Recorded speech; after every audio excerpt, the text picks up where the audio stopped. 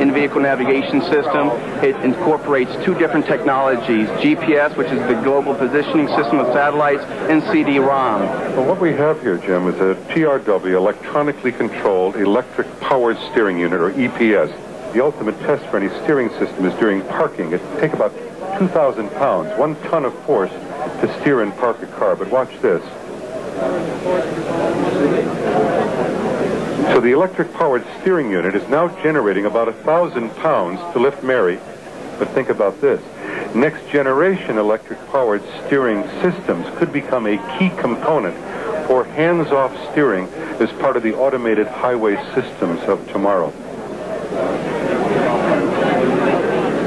This may sound like some futuristic fantasy, but the highway lobby has found powerful allies in the computer and information industries.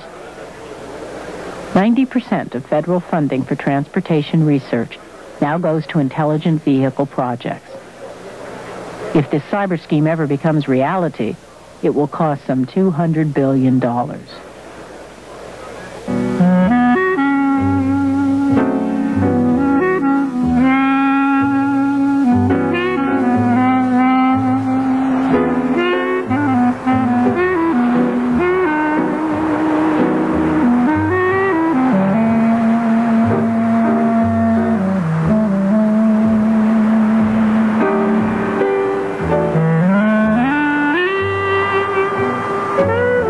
Alfred Sloan were alive today, he'd love Los Angeles.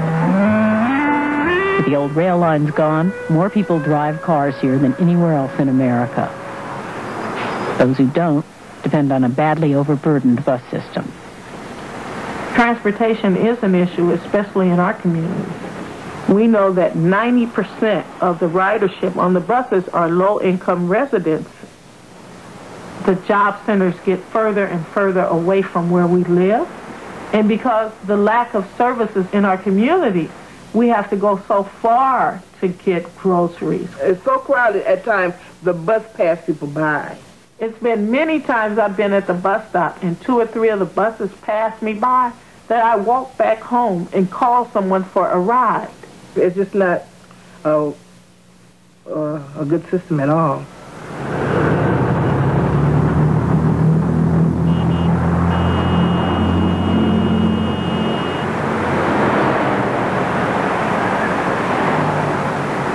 All over America, public transit is in crisis. Federal operating support, an important piece of every system's budget, has been sliced practically in half. At the same time, highway funding continues to grow. Philadelphia is one city that's been badly hurt. This proposal is the most comprehensive cutback that we can ever recall being proposed. I drive 15 miles to the Parksburg train station, and if that station is closed, I'm not driving 30 miles to the next closest train station.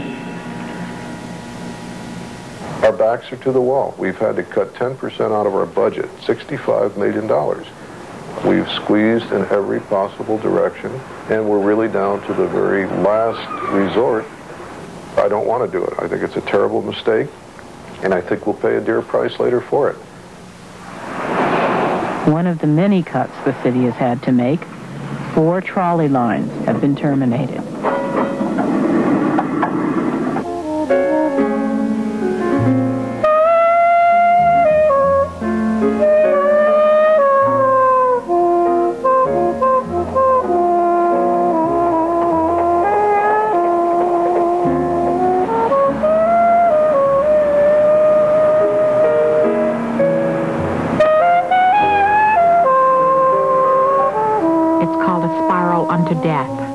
You cut back service, you lose passengers, you lose revenue, you lose the confidence of your ridership that you can be effective and meet their needs. This is happening all over the country. Over half of the transit operators are needing to either raise fares, cut service, or do both. I would like to give people a choice. I'd like them to be able to have their automobiles. I'd like them to also be able to have a meaningful choice in the use of transit. And they don't have that choice right now. The only good transportation you can have in cities in modern cities is the one that combines public transportation, private transportation, which treats pedestrians decently and uses often bicycles and has a diversity of modes. When everybody drives, the system collapses. When cities get to the point where you have nothing but stop and crawl traffic, obviously there isn't going to be any urban delight. There isn't going to be delight of the things that make a city what it is. And therefore mass transit has to be continued, improved, and expanded. It's vital to the health of the city. It's vital to the beauty of the city. It's vital to the quality of life that the city has.